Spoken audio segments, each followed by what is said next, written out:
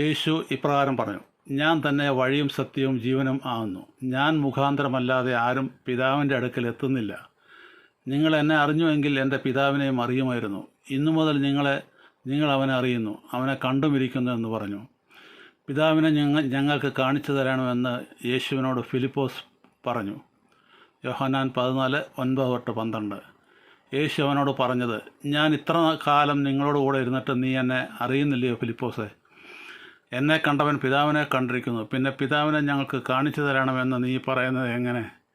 ഞാനും പിതാവ് എന്നിലും ആകുന്നുവെന്ന് നീ വിശ്വസിക്കുന്നില്ലയോ? ഞാൻ നിങ്ങളോട് പറയുന്ന വചനം സ്വയമായിട്ടല്ല സംസാരിക്കുന്നത്. പിതാവ് എന്നിൽ വസിച്ചുകൊണ്ട് തൻ്റെ പ്രവൃത്തി ചെയ്യുന്നു. ഞാൻ പിതാവിലും പിതാവ് എന്നിലും എന്നെ വിശ്വസിപ്പിൻ, അല്ലെങ്കിൽ പ്രവൃത്തി നിമിത്തം എന്നെ വിശ്വസിപ്പിൻ.